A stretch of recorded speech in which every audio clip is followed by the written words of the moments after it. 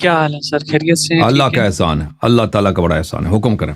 آپ کے لیے بہت ساری دعائیں، اللہ پاک آپ کو تھینک یو سلامت سر۔ رکھے۔ ایک ہی کویشچن تھا جو ہمارے ہاں یہاں ہم سے زیادہ کیا جاتا ہے ہمارے معاشرے میں۔ الحمدللہ میں علی ولی اللہ کا قائل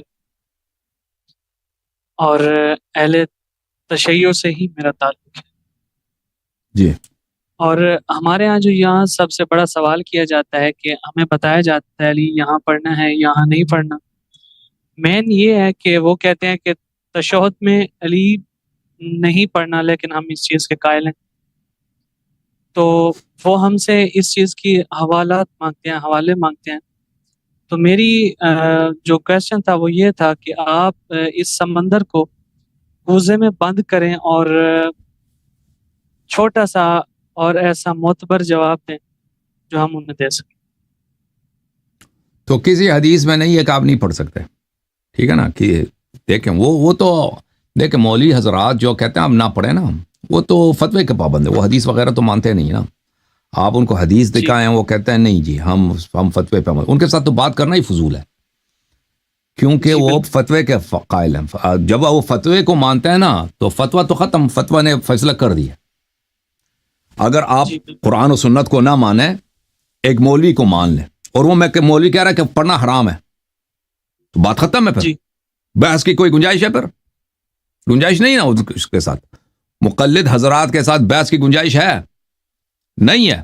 نہیں کیوں نہیں ہے؟ نہیں بالکل کیونکہ وہ ان کا عقیدہ ہی یہی ہے، کہتے ہیں ہم قرآن سنت کو نہیں مانتے ہیں، ہم مولوی مرجع کا قول مانتے ہیں، مرجع کا فتویٰ مانتے ہیں۔ جب مرجع نے فتویٰ سنا دیا کہ بھئی یہ حرام ہے تو ختم، پھر گنجائش نہیں ہے نا۔ البتہ جو شخص کہتا ہے کہ نہیں میں قرآن سنت کو مانتا ہوں، مولوی کے قول کے میں مجھے پرواہ نہیں ہے کہ مولوی کیا کہہ رہا ہے، قرآن و سنت کیا کہہ رہا ہے، تو عرض یہ ہے کہ قرآن و سنت میں اہل بیت طاہرین علیہم الصلوۃ والسلام کے کسی حدیث میں نہیں ہے کہ آپ نہیں پڑھ سکتے، ٹھیک ہے نا؟ کسی روایت میں نہیں کہ نہیں پڑھ سکتے۔ روایت میں ہے کہ پڑھنا چاہیے۔ وہ کون سی روایت ہے؟ میں آپ کو دکھا دیتا ہوں روایت، ایک منٹ۔ یہ کتاب ہے الاحتجاج الطبرسی جزء اول، یہاں پہ حضرت امام جعفر صادق علیہ السلام کی حدیث ہے، صفحہ نمبر 158 میں، کہ جب تم لا الہ الا اللہ محمد رسول اللہ کہہ دو تو اس کے بعد کہہ دو علی امیر المؤمنین، ٹھیک ہے نا؟ یہ ان کا فرمان ہے، ٹھیک ہے نا؟ جی لیکن یہ واجب نہیں ہے۔ کیوں واجب نہیں ہے؟ کیونکہ امام جعفر صادق علیہ السلام کی اپنی حدیث ہے، کہ تم لا الہ الا اللہ محمد رسول اللہ صلی اللہ علیہ وسلم کہہ دو شہادتین میں، تو یہ کافی ہے، یہ مجزی ہے، یعنی کافی ہے، یعنی کافی کا مطلب یہ نہیں اس کے بعد نہیں کہہ سکتے، یعنی یہ نماز ہو گئی بھائی، کہ اگر نہ کہیں مزید الفاظ نہ کہیں تو نماز صحیح ہے، ٹھیک ہے نا؟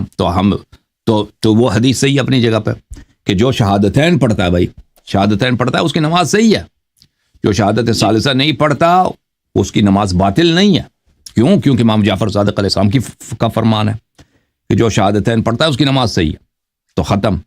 تو پھر اس کا مطلب ہے جو مزید کہیں اشہد ان علی ولی اللہ، اگر کوئی کہنا چاہے تو وہ واجب نہیں ہے، وہ کہنا چاہیے، اگر کوئی نہ کہے تو اس کی نماز باطل نہیں، صحیح ہے۔ مطلب یہ کہ نماز کی خوبصورتی کے لیے یہ پڑھا جا سکتا۔